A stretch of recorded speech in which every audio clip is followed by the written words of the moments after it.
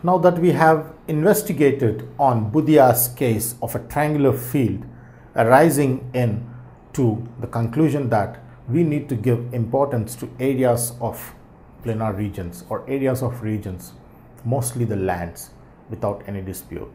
Now comes, what is area? How do we define area in the branch of mathematics?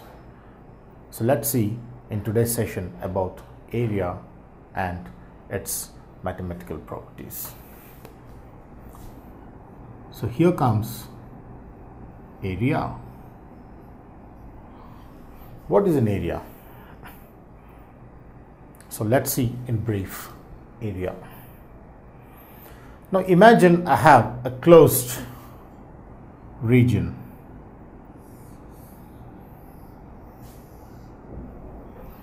I have a closed region. So this region is closed in all directions.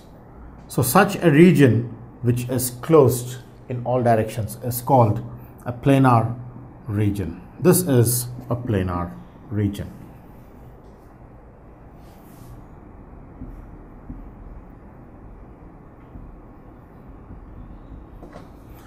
So this planar region has area, which is called the magnitude or measure of this planar region is called area. That is the entire boundaries within whatever region is covered, we call that as magnitude or measure of the planar region. So in simple manners, area is defined as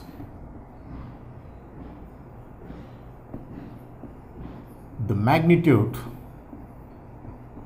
or measure of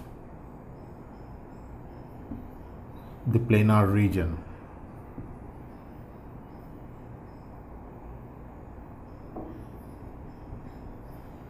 Is called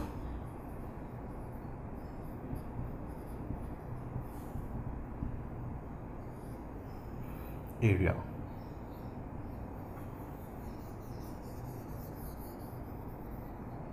Is how we define area of the planar region. A close-sided figure whose magnitude or measure which accounts to area. The magnitude or the measure of the planar region is how I define area of the given region. Area of triangle, area of parallelogram, area of quadrilateral, and area of various other things is how we understand. The magnitude or measure is always expressed in a number. That is, the area, which is the magnitude or measure of planar region, is generally given in count of numbers, and the value of the number will define the size of the area. So this is a very important note.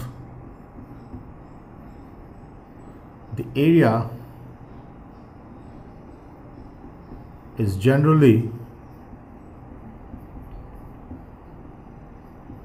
counted on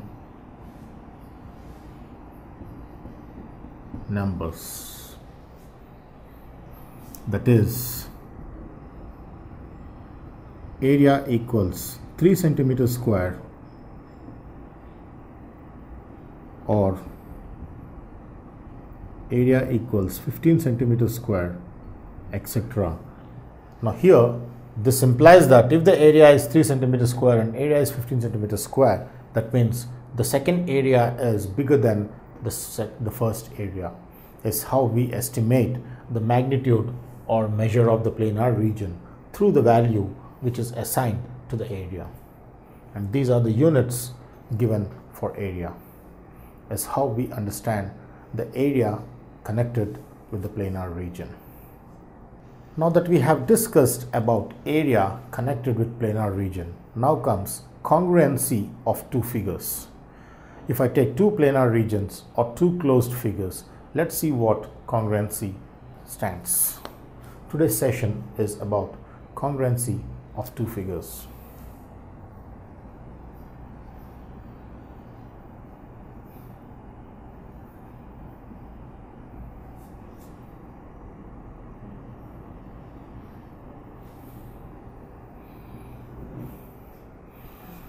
So let's take two figures.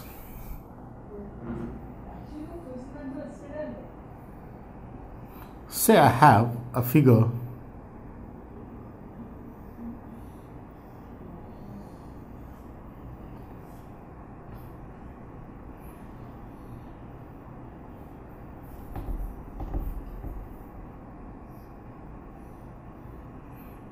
and this figure 2. Now I have two figures out here, this being in this manner and this being in this manner. Now the question comes on defining congruency of these two figures. What is congruency of these two figures? Congruency of two figures, these two are said to be congruent. This is figure 1 and figure 2. Both the figures are said to be congruent if they have same shape and same size. Imagine this is in this form, and if I rotate this to the top, also it has the same shape. This is indirectly understood to be in the form is how I understand this in this form. So this connected with this, when this is rotated into this. So this is exactly the same as this. So congruency of two figures is when they have the same shape and of course the same size. So here I define two figures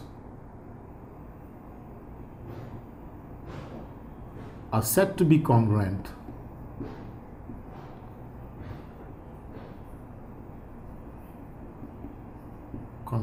if they have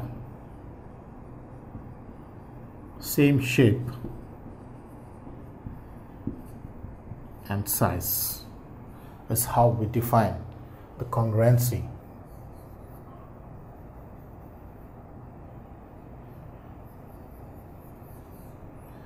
Congruency of two figures. Two figures of same size and same shape are said to be congruent. This is congruent to this.